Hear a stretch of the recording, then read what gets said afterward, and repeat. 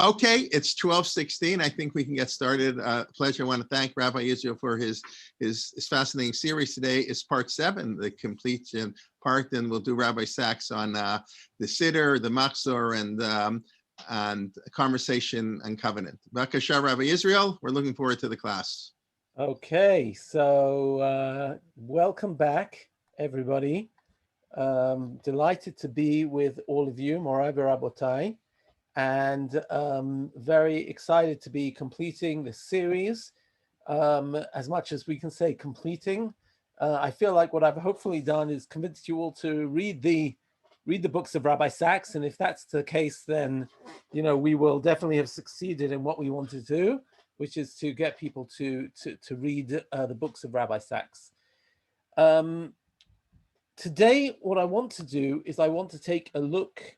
A lot of us have this impression of Rabbi Sachs as the ambassador of Judaism to the world, or an impression of Rabbi Sachs as always weighing in on global issues from a Jewish perspective. But what I would like to do is maybe take today, in order to get to the core of Rabbi Sachs's association and understanding of Torah and the way that he reads Torah, and that's what I want to try and do together with you today.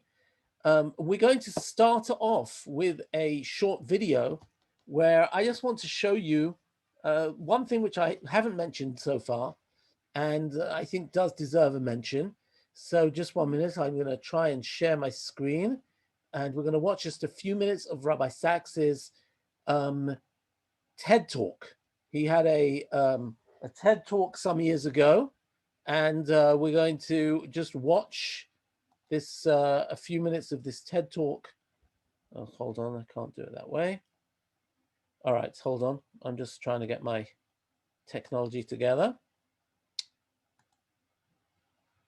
Okay, we'll do it this way. Okay. Hope this will work. Once upon a time, a very long time ago, I was a 20-year-old undergraduate studying philosophy. I was into Nietzsche and Schopenhauer and Sartre and Camus. I was full of ontological uncertainty and existential angst. It was terrific. I was self-obsessed and thoroughly unpleasant to know, until one day I saw across the courtyard a girl who was everything that I wasn't. She radiated sunshine. She emanated joy. I found out her name was Elaine. We met, we talked, we married, and 47 years, 3 children and 8 grandchildren later, I can safely say, was the best decision I ever took in my life, because it's the people not like us that make us grow. And that is why I think we have to do just that. The trouble with Google filters, Facebook friends, and reading the news by narrowcasting rather than broadcasting means that we're surrounded almost entirely by people like us, whose views, whose opinions, whose prejudices even are just like ours. And Cass Sunstein of Harvard has shown that if we surround ourselves with people with the same views as us, we get more extreme. I think we need to renew those face-to-face encounters with the people not like us. Okay, what you can see from here is 2 things. First of all, that Rabbi Sachs took his philosophy that we spoke about in our 2nd class on the dignity of difference, and really applied it to life. But the reason why I really brought this was because I sort of had realized that there was one thing which I had missed out throughout the series of lectures that we've had here, or maybe I shouldn't say one thing, but I should say one person. And that is that Rabbi Sachs, in virtually every single lecture that you heard him speak about, he always mentioned Elaine, his wife. He always spoke about her. He always thanked her. He always spoke about her as being the secret to his success, to his, literally, as Rabbi Akiva said, Shelachem Shelah, whatever is that yours, he said to his students, really belongs to her. And Rabbi Sachs, one of the amazing things that he, as he says in that TED talk, a worthwhile listen, 20-minute TED talk, but one of the things that he talks throughout, virtually in every speech you'll hear him, Elaine and I, he frequently, even if there was no necessity, he would, she would come along to meetings, she would come along to lectures, and she seems to have been a very, very important anchor for Rabbi Sachs in his life. And maybe that's a lesson to all of us to invest in our families with a little more care and attention and appreciation. And I didn't feel that I could really go through this final lecture or this series of lectures without mentioning the fact that Rabbi Sachs always mentioned his wife. I think that's a pretty important thing to talk about. Let's. By the way, those of you who want the video, it's right here at the top of the sheet. The video to the TED Talk, and as you can see, we started at minute 3.55. Okay, I would like to talk about three things in today's class. First, we're going to talk about the notion of the importance of education in the thought of Rabbi Sachs. And this runs through his chief rabbinate, and this goes to the very core, I think, of who he was. So this is, I think, a very important thing. Let's begin reading a little bit together. We've got a lot of text here, but we're not going to read all of it, but let's read the first two texts. The first is from Orthodoxy Confronts Modernity, which is actually a transcription of a conference which took place in, I think, in 1988 or 89. And the conference was written up, and this is Rabbi Sachs's closing address. And he says the following. This was published in 91. This is what he says. For the challenge is not about right, left, or center, but smallness or greatness. Will orthodoxy see itself forced into defensiveness by assimilation and secularization? Will it retreat yet further into its protective enclaves while the rest of the Jewish world disintegrate? Will it build an ark for itself like Noah while the rest of Jewry drowns? Or will it see itself challenged by this unique moment to lead the Jewish world? For that is the challenge, to make sure that every child has a Jewish education, as intellectually demanding and inspiring as the best secular education, to teach us how to be Jews in our secular involvements as well as in our private lives, to teach us what it is to create a society in the Gola, and especially in Eretz Yisrael, based on compassion, justice, and righteousness, because these are what I desire, says God. To teach every Jew left, right, and center to find his or her place in Torah. Above all, to rise above the smallness and recapture the greatness of Torah that once inspired every Jew by its grandeur, its compassion, its sheer nobility, the Torah written in fire, given in fire, that Torah that set Jews' souls on fire, because from here on, there are no excuses. When you hear Rabbi Sachs talk in this sort of tone, in this sort of way, you can see how he sees the Orthodox community. And the Orthodox community he gives us the responsibility in the Orthodox community. Why? Because he says the Orthodox is the strongest community today in the Jewish world, and therefore we bear a responsibility to the others. And what's he basically saying here? That we have to make sure that every child has a Jewish education, that we find Torah as powerful, as secular learning, as involved in our secular lives. And I just want to continue sharing a couple of other pieces about Torah. One comes from Rabbi Sachs's review of Norman Lamb's famous magnum opus, Torah Umada. For those of you who know Rabbi Norman Lamb was the chancellor, was the head of YU, the president of YU, one of the leading modern Orthodox rabbis, passed away, I think, a year or two ago, and was really a towering intellectual in the Jewish community. He wrote a book called Torah Umada, where he wanted to argue. He gives 6 different models of how Torah should interact with worldly knowledge. And his passion is, again, how does Torah interact with world knowledge? And Rabbi Sachs analyzes the book and praises the book, but he actually says that, in fact, the book misses the point. Because he says that, in fact, Jews today are totally integrated in wider culture. Jews today they haven't just stepped off the boat from Poland or from Russia or from Morocco, for that matter. They are fully integrated in Western society. They know the songs, they dress Western, they watch the same Netflix. And the question isn't whether we will have Mada. The question is whether we will have Torah. Here, let's read together. The second source on page 1. And he says I had one more introduction. He says that Torah Umada has failed in a sense because the Haredi world don't believe in Torah Umada. The non-Orthodox world don't believe in Torah Umada. There are people are always on the defensive about Torah, or call it Torah im derech eretz, or whatever you want to call it. And he says, the failure of Torah Umada then is not something that should be seen within the ambit of Orthodoxy alone.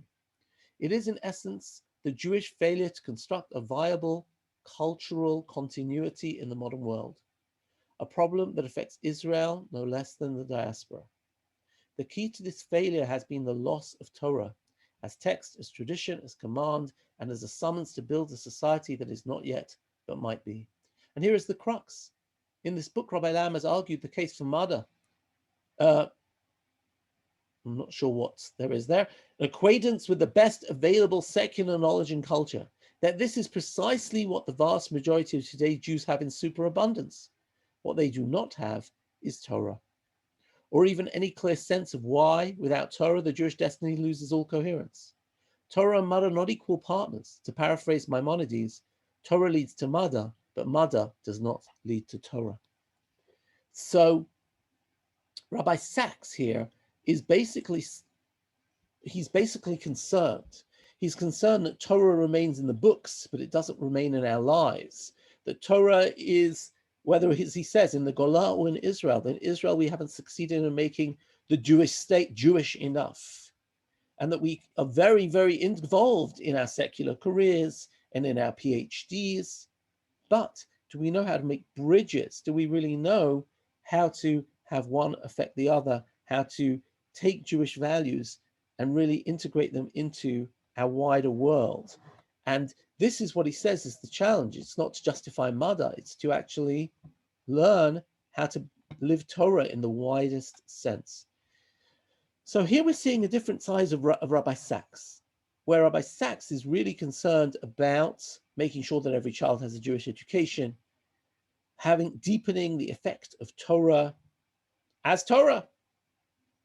And let's go to the last one in this segment of our first segment of Shir, and that is to look at the way Rabbi Sachs talks about Torah. I'm going to read a little bit and then I'm going to paraphrase the article which I'm sharing with you. And here we go. There's a whole book that he put together in 1994 at the beginning of his chief rabbinate. Will we have Jewish grandchildren? Let's read a little bit together. Mark Twain's question remains, all things are mortal but the Jew. What is the secret of his immortality? The answer, I believe, is straightforward. The secret of Jewish continuity is that no people has ever devoted more of its energies to continuity. Descartes said, I think, therefore I am. A Jew would have said, I learn, therefore I am. If there is one leitmotif, one dominant theme linking the various periods of Jewish history, it is the enthronement of education as the sovereign Jewish value. One of the most famous verses in the Torah, Moshe commands, you shall teach these things diligently to your children, v'shinantam b'vanecha, v'dibarta bam, b'shivtecha b'veitecha, v'lechtecha b'derech, b'shochbecha v'kumecha. The first psalm describes the happy human being as one who studies day and night.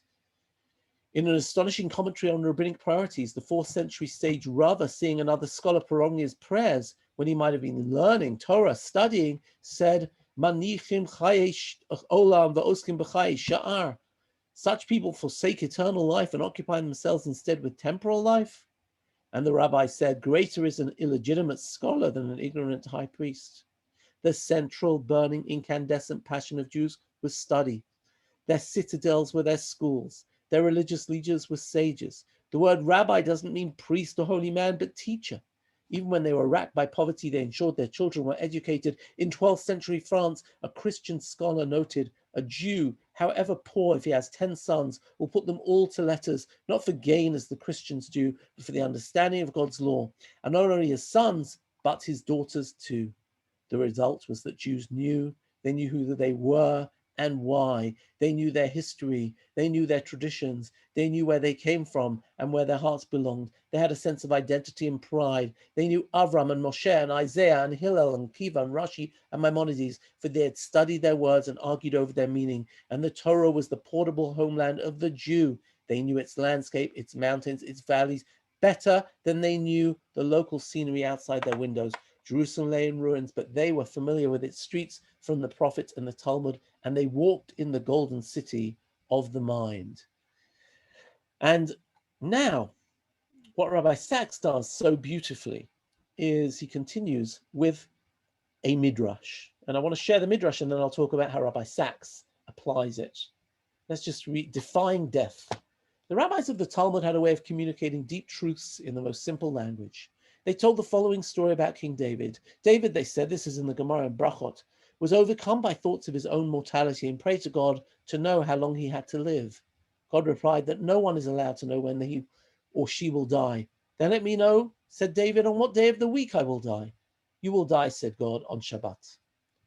As soon as he heard this, King David resolved to spend every Shabbat in uninterrupted study. The appointed day eventually came, and the angel of death was sent to bring David to heaven. But learning did not cease from the mouth of the king, and the angel was unable to lay hold of him. The angel knew it could not return to heaven empty-handed, so it devised a stratagem. It made a rustling noise in the tree in David's garden. The king went to investigate and started climbing a ladder. The ladder broke, and as David was falling, he paused for a moment from his learning, and at that moment, the angel laid hold of him, and King David died. It is a subtle story. On the surface, it's a simple example of Midrash Agadah, one of those legends by which the sages fleshed out the bare bones of biblical narrative and made them come alive. It is, however, much more than that. The sages, with their unique combination of simplicity and depth, were talking not just about King David, but about themselves and the fate of the Jewish people. The Jewish people have survived. Okay, sorry. So let me just now paraphrase where Rabbi Sachs is going with this. And Rabbi Sachs, in his classic oratory way, is going to tell a story in 3 episodes. And he says that this indeed has been the story of the Jewish people. When we stopped learning, when we stopped being engaged in Torah, we fizzled. And he gives 3 moments in Jewish history. You have the story of the exile, the first exile. During the first Commonwealth, the 10 tribes go into exile and they get lost. The Jews go to Babylon, and to a large degree they get lost.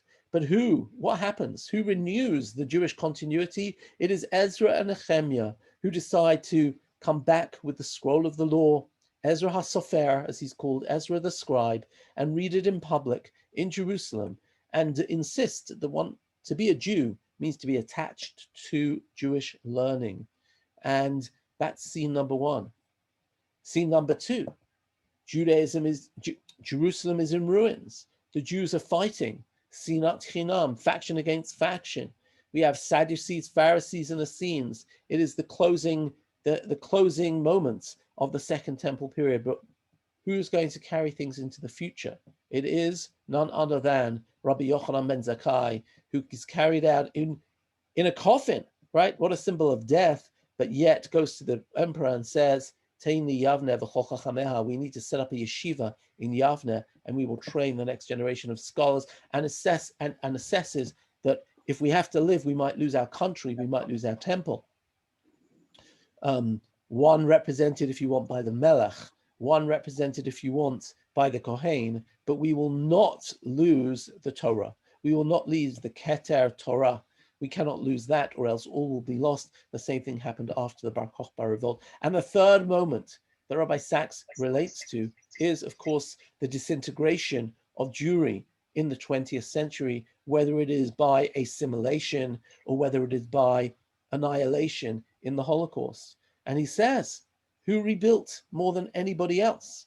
It is the Haredi world who established the yeshivot, whether it was the Chazon Ish or whether it was Rav Aaron Kotler, whoever it might have been, and they reestablished the yeshivot, they reestablished their numbers by having so many children and called them even by the same names, Belz and Ger and Vishnitz, Ponovitch and Mir, and yet managed through Torah learning to give resilience to the Jewish people. A story in 3 parts. Rabbi Sachs says, indeed, here I'll read the last line here of this segment. Hold on, how do I do this? If you look on the bottom of page, sorry, I'm skipping through, don't get dizzy.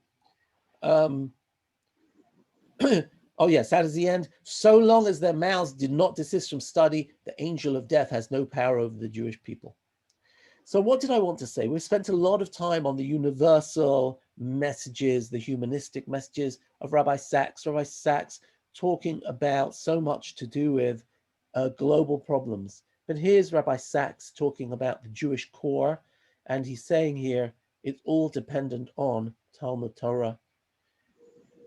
And that's, I think a side of Rabbi Sachs that we need to, sometimes people, I heard somebody give a eulogy or a sort of memorial evening for Rabbi Sachs, and he said, Rabbi Sachs, he was a rabbi for the Goyim, and I was very upset by that because maybe that's the way he experienced him, but Rabbi Sachs was far from that. Number 2 is the area of tefillah. Rabbi Sachs invested a huge amount in tefillah, and any of you who use the Koren Sachs Siddur benefit from his incredible erudition regarding tefillah. I have to say that Rabbi Sachs himself, if you saw him daven, on occasion when I would be with him for a Shabbat, or even during the week, especially during the week, I loved it. You'd see him with his tallis over his head and his tefillin, and in such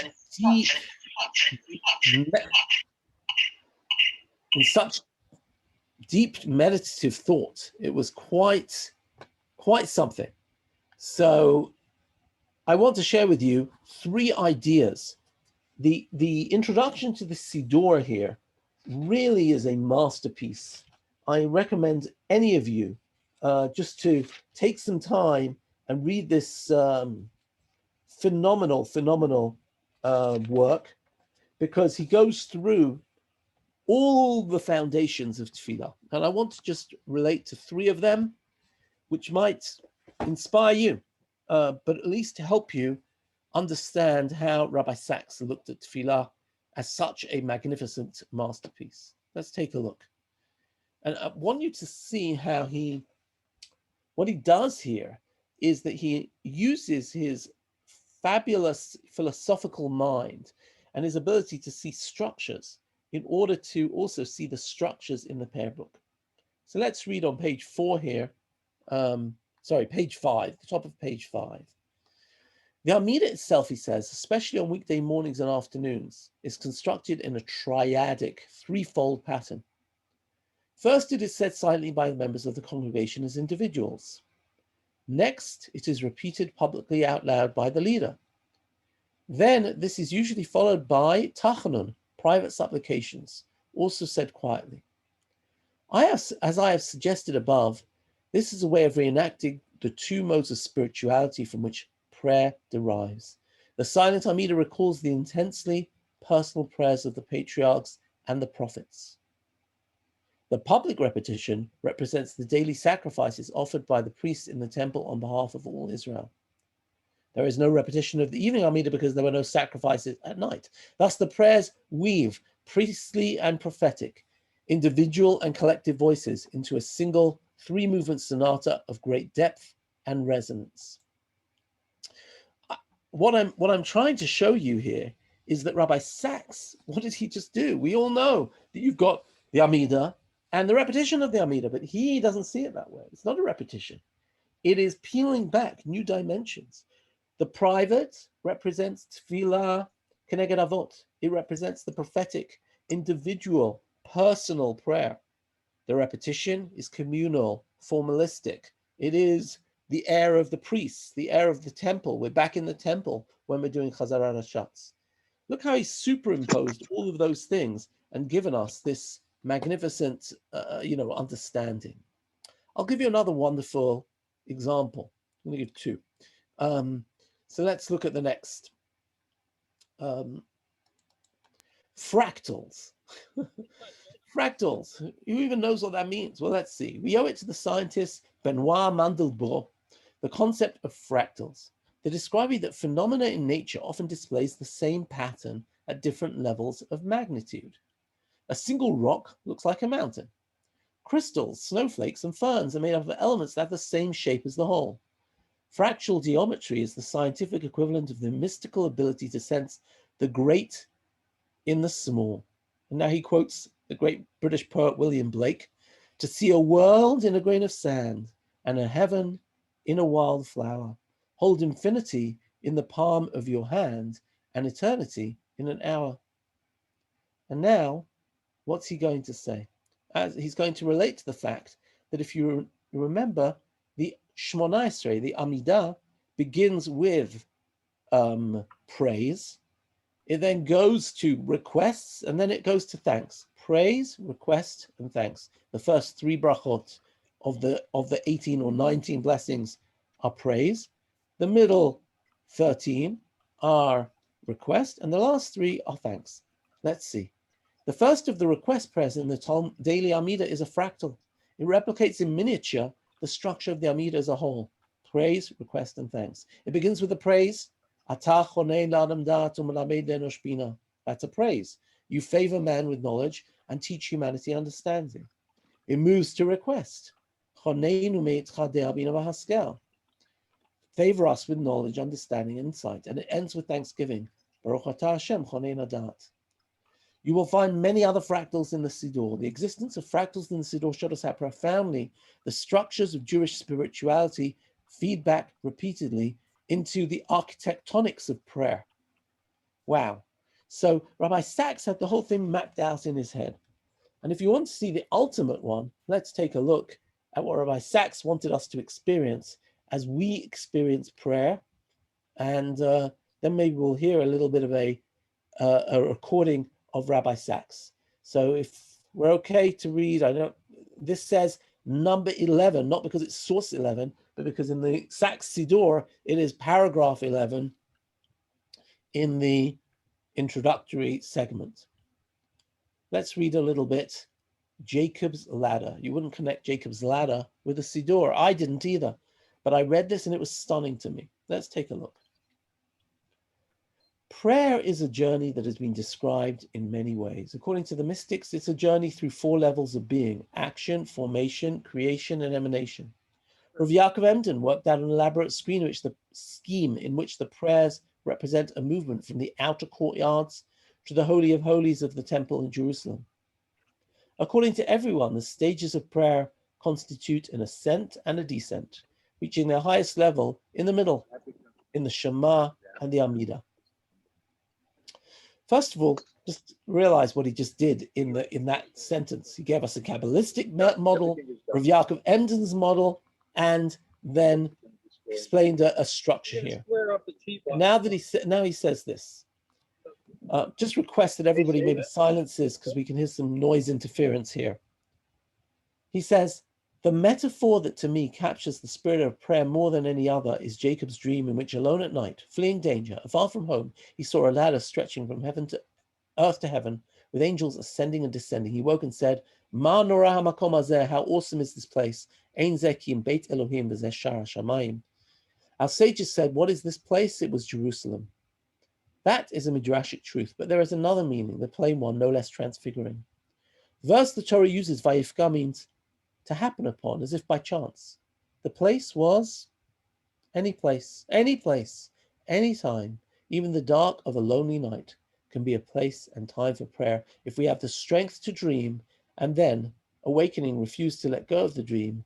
Then, here, now, where I stand, can be the gate to heaven. Prayer is a ladder, and we are the angels. If there is one theme said through the prayers, it is ascent, summit, and descent. Let's see. In the verses of praise, Pesukah de Zimra, we climb from earth to heaven by meditating on creation, like a Turner or Monet landscape, the Psalms let us see the universe bathed in light. This light is not the light of beauty, but of holiness, the light the sages say God made on the first day and hid for the righteous in the life to come. Through some of the most magnificent poetry ever written, as we see the world as God's masterpiece, suffused with his radiance until we reach the crescendo in Psalm 150 with its threefold repetition of Hallelu, Hallel, praise in a mere 37 words. By the time we reach Baruch Hu and the blessings of Shema, we've neared the summit. Now we're in heaven with the angels. If you know the blessings of Kriyat Shema that we say around Kriyat Shema, we bring in the angels and we talk about how we are together with them praising God. We've reached revelation. The divine presence is close, almost tangible. We speak of love in one of the most hauntingly beautiful of blessings, Ahava Rabbah, with its striking phrase, Avinu Avarachaman, our Father, merciful Father, the merciful, have mercy on us. Now comes the great declaration of faith at the heart of prayer, the Shema, with its passionate profession of the unity of God and the highest of all expressions of love. Then comes the Amidah, the supreme height of prayer, and then Kedusha, prayer's mystical experience. From here, prayer begins its descent. First comes Tachon, in which we speak privately and intimately to the King. At this point, with a mixture of anguish and plea, we speak not of God's love for Israel, but of Israel's defiant love for God. Yet despite all this, we did not forget you, God. Please do not forget us. And there's a reference back to Shema. Shomer Yisrael, Shema Sherit Yisrael, Va'al Yovad Yisrael, Ha'omrim Shema Yisrael. And then comes Ashrei again, and the subsequent passages similar to the verses of praise, but this time with redemption, not creation, as their theme. The key verse is Uva Letzion Goel, a redeemer will come to Zion. The section closes with a prayer that we may become agents of redemption as we engage with the world. May it be your will that we will keep your laws in this world. And we're now back on earth, the service complete except for Aleinu Kaddish and the Psalm of the day. We're ready to re-enter life and its challenges. What has prayer achieved? And listen to this beautiful, beautiful paragraph. If we've truly prayed, we now know that the world did not materialize by chance. A single guiding will directed its apparent randomness. We know too that this will did not end there, but remains intimately involved with the universe, which he renews daily, which humanity over whose destinies he presides. We've climbed the high ladder and have seen, if only dimly, how small some of our worries are. Our emotional landscape has been expanded. We've given voice to a whole range of emotion: thanks, praise, love, awe, guilt, repentance, remembrance, hope. As we leave the synagogue for the world outside, we now know that we're not alone, that God is with us, that we do not need to fear failure, for God forgives, that our hopes are not in vain, that we're here for a purpose and there is work to do. We're not the same after we've stood in the divine presence as we were before. We've been transformed. We've become, in Lurianic terminology, vessels for God's blessing. We are changed by prayer. I have to say, I don't know what you think of that, but to me, it's stunning. If we could manage to pray in that way, can you imagine if Shacharit could become that would walk out of prayer literally feeling we've climbed the ladder to Hashem and then climbed back down again and walked with that sense of empowerment. Again, I encourage everybody to read the introduction of Rabbi Sachs's amazing introduction of the Siddur to understand our prayers better. But wow. And here, Rabbi Sachs just shows how not only is the Siddur at his fingertips, look how he's just throwing out references to Kabbalah, to Gemaras, to Jewish thinkers throughout the centuries, to poetry, to Tanakh. It all comes together here. Really, really phenomenal how Rabbi Sachs is able to do this. I'm just going to share with you a small portion of an interview with Rabbi Sachs. And this is an interview we've actually heard something from before on a previous occasion. You might have to turn up your volume a little bit because it isn't so loud. But this is a lovely interview with Rabbi Ephraim Goldberg from Boca Raton Synagogue, where Rabbi Sachs, there's no visual, it's just a recording, but I'll share where Rabbi Sachs talks about what he thinks about during davening, how he has kavanah during davening. And it's really very beautiful. So let me share it with you. You've got, again, the URL if you can't hear it, but here we go. I hope you will be able to hear it. Let me just make sure my volume is at its maximum. I hope it is. Okay, here we go. What do you do? What does the Rav do now when you run into a rough patch where you're having trouble connecting, when you feel distant, when it's not flowing, and you don't feel as much the presence of the Almighty? Well, there's several things you can do. Number one, I try to listen as I'm davening and be surprised by one phrase or one sentence, and it'll just stop me dead, and that will be my meditation for the day. I'll daven on that. It may stay with me for a week. I remember there's a point, we say it every day in Psukei de Zimra, when we say, God creates the cosmos and knows the name of every star. That's God the creator, and then you have Bonei Yerushalayim Hashem Nidchei Yisrael Yechanes. God builds Jerusalem and then gathers the exiles. That's God the shaper of history. But between those two verses, there's a middle verse. In the middle, who heals the brokenhearted and ministers to their wounds. And there is David HaMelech telling us that sometimes healing one person's broken heart is as important as creating a universe or shaping history. You can live off that one sentence for a year, So never try and find kavanah for the whole of prayer, for heaven's sake. It doesn't work like that. One little thing at a time. The second thing is prayer has to be sung.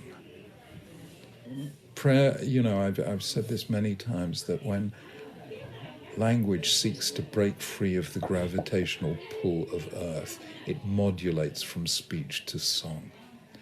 And so I spent...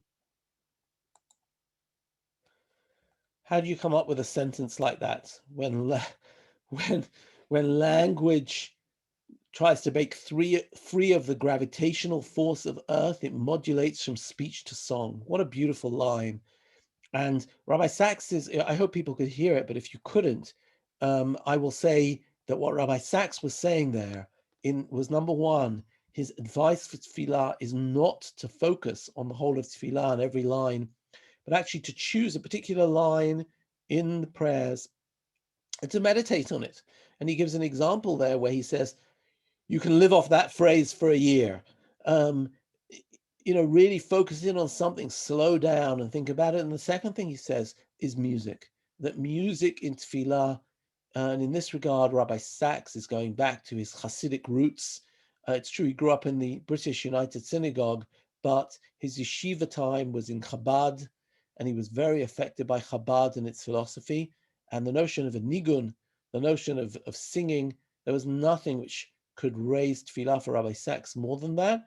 Rabbi Sachs, I think I mentioned in a previous class, but if I didn't, he came to the rabbinate when there was still chazanim and choirs in the United Synagogue. And people were turned off. It was, they didn't want a operatic performance. And he brought in he trained something called the Shabbaton choir, tried to make more modern music, more sing-along tefillah, and had them write new music. And that was quite incredible. So that's what I want to say about tefillah with Rabbi Sachs.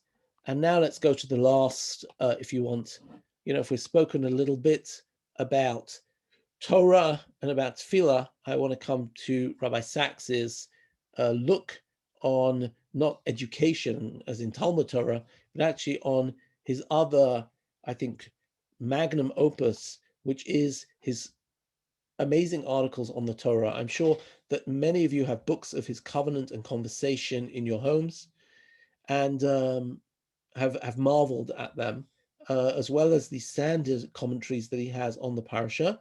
He also made a couple of other books, one leadership throughout the Torah. He gave himself a theme for the year. Another one was about major philosophical ideas, life-changing ideas.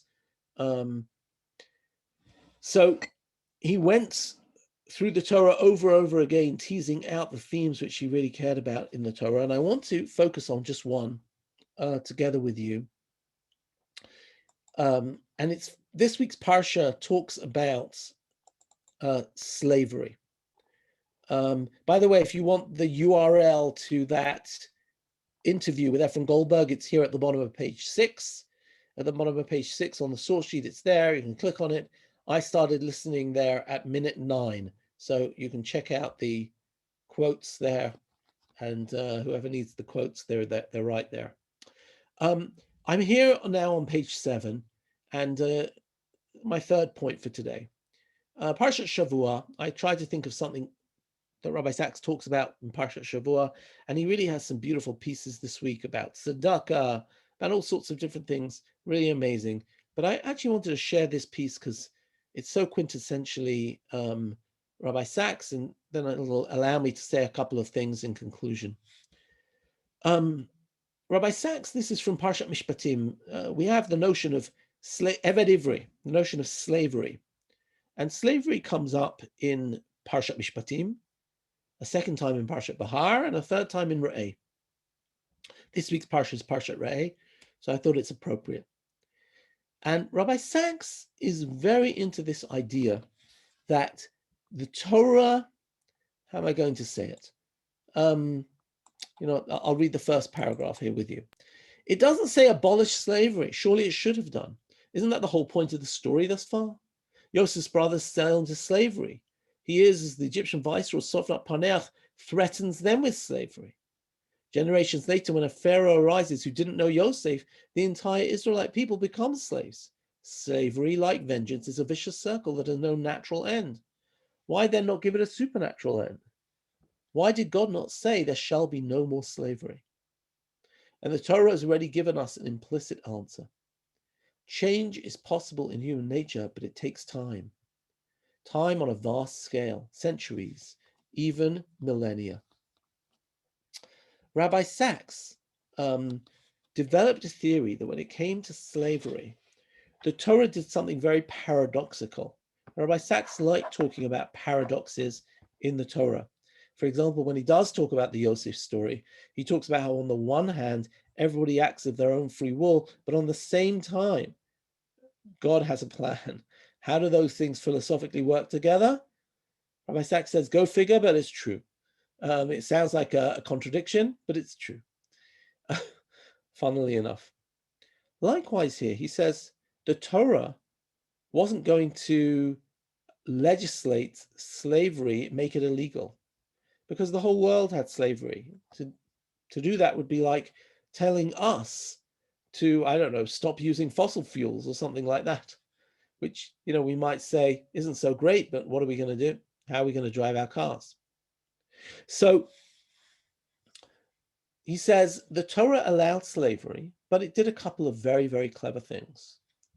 Number one, the law of the Eved Ivri is that after 7 years, the slave goes free. We all know that. So slavery wasn't something you were. Slavery was something that happened to you for a while. I think that's exactly a quote from him. Slavery isn't what you are. It's something that happened to me for a while. And the fact that you have the whole idea of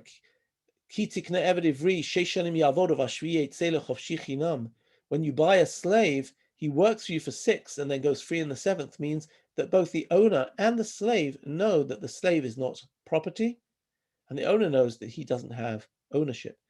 But that 7 years is a long time, says Rabbi Sachs.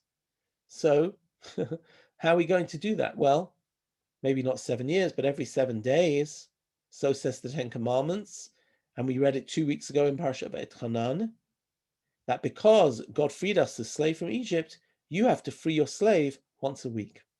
Once a week, the slave can't work for the master. My goodness.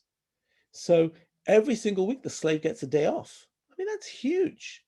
And we know from Roman sources, by the way, that the Romans made fun of the Jews. The third thing, of course, is if the slave wants to stay, he gets his ear pierced, and the way Rashi interprets it is that you're piercing the ear because those who heard at Mount Sinai, Anochi Hashem Elokecha Asher Hotzeiticha Meretz Mitzrayim, I took you out of slavery. Why are you pushing yourself back into slavery? So the Torah does something paradoxical. On the one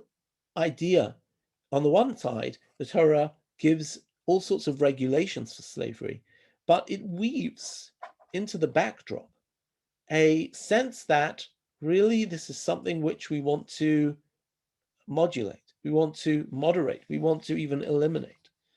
And now I'll go back to the source sheet and here, sorry, I'm on page 8. And he says, sorry, 1 minute. Yes, here we go. The Torah, I'm reading on page 8. The Torah is acutely aware that not every slave wants liberty. This too emerges out of the Israelite history. More than once in the wilderness, the Israelites wanted to go back to Egypt. Freedom carries a highest price, namely moral responsibility. Many people have shown what Eric Fromm called fear of freedom. Rousseau spoke of forcing people to be free, a view that led in time to the reign of terror following the French Revolution. The Torah does not force people to be free, but it insists on a ritual of stigmatization. If a slave refuses to be free, his master shall take him to the door or doorpost and pierce his ear with an awl. But now let's, okay, here we go. So I'm reading here where I'm going to now be highlighting. A slave may stay a slave, but not without being reminded that this is not what God wants for his people. The result of these laws was to create a dynamic that would in the end lead to an abolition of slavery at a time of free human choosing. And so it happened. The Quakers, Methodists, and evangelicals, most famous among them William Wilberforce, who led the campaign in Britain to abolish the slave trade, were driven by religious conviction, inspired not least by the biblical narrative of the Exodus and by the challenge of Isaiah to proclaim freedom for captives and prisoners released from darkness. Slavery was abolished in the United States only after the Civil War, and there were those who cited the Bible in defense of slavery. But as Abraham Lincoln put it in his second inaugural, both read the same Bible and prayed to the same God, and each invokes his aid against the other. It may seem strange that any men should dare to ask a just God's assistance in wringing their bread from the sweat of other men's faces, but let us judge not, that we not be judged.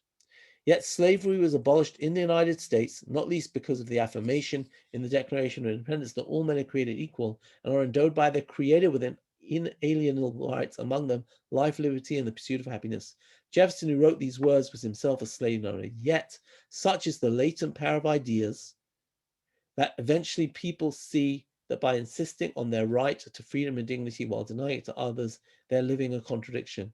That is when change takes place, and it takes time. If history tells us anything, it's that God has patience, though it is often sorely tried. He wanted slavery abolished, but he wanted it to be done by free human beings coming to see of their own accord the evil that it is and the evil that it does. The God of history, who taught us to study history, had faith that eventually we would learn the lessons of history, that freedom is individual. We must grant freedom to others if we truly seek it for ourselves. So here's a great example of Rabbi Sachs bringing his philosophical thinking to the Torah and coming up with a sort of chidush, right? Where on the one hand, the Torah legislates. How can the Torah legislate and also make statements like, you shouldn't be a slave to another person? And Rabbi Sachs sort of very beautifully articulates this using the Rambam, using other philosophies, etc., etc. On this note, I want to say a couple of words about things that Rabbi Sachs did not talk about. Some people, if you read, I don't know, the New York Times obituary or, certain other obituaries, some people criticized Rabbi Sachs for a few things. Number one, that he maybe wasn't open enough to reform. Number two, that he didn't further the role of women within the British community or within Orthodoxy in general, and maybe other things. So I want to try and relate to this a little bit. First of all, Rabbi Sachs's first two books, Traditional Alternatives, and his second book, One People, were both dedicated to the question of Jewish unity. Rabbi Sachs was really plagued by Jewish unity, and as an Orthodox rabbi, really wanted to see greater openness. And yet, he was also at the same time very, very concerned about the dilution of traditional Judaism. And therefore, he comes up with his own definition, something called inclusivism. And inclusivism means that we should try and have we've got to be loyal to halacha, but yet if we have a choice, we should try and create the widest halachic goalposts, let's maybe put it, as we can. And we should treat everybody with respect and with love, and try and include everybody from whatever denomination within the fold. Now, this was a very big challenge for him throughout his rabbinate, but I strongly recommend those of you who would like to read more to look at the concluding chapter, for example, of his book, One People, or to read the conclusion or the last 3-4 chapters of his book, Traditional Alternatives, sometimes published in other countries as Arguments for the Sake of Heaven. Second thing I'd like to say is that many people, if you've read, for example, the work of Tamar Ross, Professor Tamar Ross, in her book, Expanding the Palace of Torah, she uses the same argument that Rabbi Sachs just used about slavery. She uses that about the role of women in Judaism. And she says that maybe over time, certain things, like, for example, sacrifices, we don't yearn to do sacrifices, most of us today, because they haven't been used for thousands of years. Likewise, things can change, and that, should we say, is even a divinely endowed process of development. And just in the same way as what Rabbi Sachs said, that sort of Hashem seeded, planted the idea of freedom into human civilization, and eventually, millennia later, we would realize this. People will say the same thing about gender equality. What did Rabbi Sachs think about that? I once asked Rabbi Sachs about this. I had 2 interactions with Rabbi Sachs on this. I once asked him, what does he think about it? And he actually told me that he's very deliberately steered away from this, and he doesn't think there are good solutions, certainly not for orthodoxy, and therefore he's chosen deliberately not to deal with it, which was very interesting. Another time, there was a panel. He was speaking at Pardes in Jerusalem, one of the places that I work, and one of the students asked him about the role of women in the synagogue. And he said a very interesting dichotomy. He said, there are 2 arenas of Judaism. One is the arena of ritual, and that's epitomized by the temple. He said the temple is fundamentally non-egalitarian. You have priests, for example, and if you're not a priest, what can you do? You can't bring the korbanot. You want to, you love God, you still can't. It's only for the Kohanim. Very strict rules, Tumah and Tara and this and that. It says, but in the Beit Midrash, that's totally egalitarian. Everybody can be part of the Beit Midrash. As we heard the quote before, Mamzer Talmid Chacham Kodem Le Kohen Gadol Am Haaretz.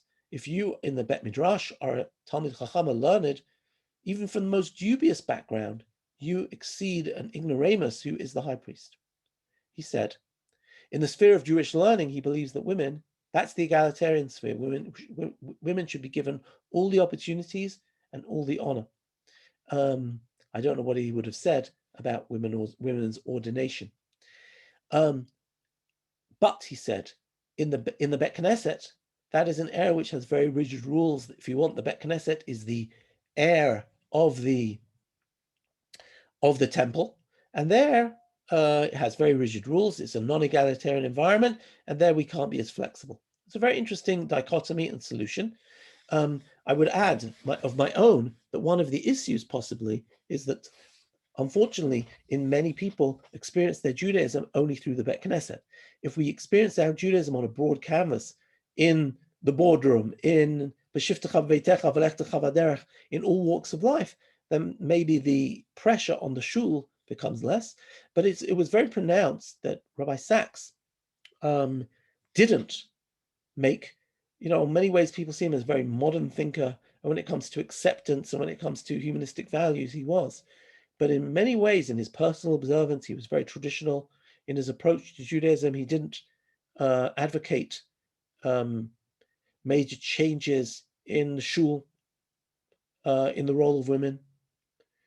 I once discussed with him questions of GLBT, and he said, there's nothing we can do about the Isur, about the prohibition of the Torah. What we can say is that woe betide anybody who talks in an abusive manner to anybody who is gay. He said that is an Avera Midioraita. That is forbidden by the Torah. There is a mitzvah called Onat Dvarim. You're never allowed to use abusive speech. And therefore, if any rabbi ever gets up when he knows deliberately that a gay person is in shul and gives a speech about it, he said that would be absolutely terrible, and that would be a sacrilege. And he was very adamant about it, but again, wasn't willing to change the halacha for that. Sometimes what he couldn't do in public, he did behind closed doors. So, for example, when he got a lot of pressure from his Beit Din there was a cross-communal conference in England, still is, called Limud. And it was very non-denominational, cross-denominational, didn't belong to any denomination. For whatever reason, some of the rabbis in the community were very opposed to participation because they felt it flatlined it made an equation between Orthodox, Reform, and Conservative. Rabbi Sachs himself didn't go, and he came under a lot of criticism from more left-wing elements in the community. But at the same time, he did a dinner every single year for all the volunteers and gave his support in every possible way behind the scenes to help the organization and to make whatever connections they needed, and even did an annual dinner for all of the volunteers in his home. So what do you make about that? Is that mean some people viewed that as that he wasn't tackling the hard issues? Or would you say that sometimes if you tackle the hard issues, you alienate segments of the community, and maybe you have to know the battles that you can fight, but also know the battles that you cannot win, and therefore sometimes it's best to be strategic about it. Okay, our time is up. I hope this has been an enlightening journey through the pages of Rabbi Sachs's writings. And I hope that by the end of all of these talks, we've had an opportunity to really feel out his world with far more color and far more depth. And I know that my understanding of Rabbi Sachs has expanded greatly since his passing, even though I did attend many lectures with him and had many conversations with him, because I've now been going through his books. So I want to really recommend that people engage in his Torah. I think it really is a Torah for our age. And, I think that we say that when the best way that you can honor somebody who has passed away is by learning his Torah. And then in that case, Siftotav Dovavim Bakever, that he continues to speak, he continues to inspire, and that I think would be, if he could move us to not only inspire us, but to move us into action, I think that would be the best thing that Rabbi Sachs himself could ever dream for. So thank you very much. And I want to thank Torah in Motion for giving me this opportunity, and thank all of you for attending. And Be'ezrat Hashem will be able to meet in not too distant future, face to face, and everybody should be healthy. And if Rabbi Kelman is already mentioning that it's Rosh Hashanah Odmat, I'll say I'll wish everybody a Shana Tova and a Ketiva v'Chatima Tova, even though it's not even Elul yet. Rabbi, thank you very much. Do you want to take a couple of the questions? There are not that many questions in the chat box. I can see somebody talking about non-Jewish slaves. That's the notion of Gentile slaves. I Right. don't know if Rabbi Sachs related to that at all in any way. So, yeah, I don't know. I really don't know. Also, somebody writes here that Rabbi Sachs relates to left, right, and center, but what about Ashkenazi, Sephardi, Mizrahi, and all of that? It's a good question. Yeah. I don't see any further questions. I'm not Right. quite sure. Yeah. I want to thank you very much. I also want to thank the Gans Family Foundation who sponsored this series. Faye, Howard, Mindy. I want to thank them for their sponsorship and encourage people, if they're so inclined, to help sponsor further programs. That's the only way we can offer these programs. But Rabbi Israel, I really want to thank you. I think people very much enjoyed and gained. And like I wrote at the beginning, I have already read at least one of the books since you started your series, and much to do. Actually, after Norman Lamb died, I just pulled out, Torah that you were talking about it, and I reread it. I read it in 30 years, and it's kind of interesting, how Rabbi Sachs's take on Torah Umada. But I guess he grew up it's different when you grow up in North America and you go to YU, and Sure. Torah Umada is sort of in my genes, and I just like to just remind people that if anybody would like to continue learning, through my website, I put the URL on the source sheets, www.alexisrael.org, and you can sign up for my weekly Parshat Shavua or whatever it might be. So thank you.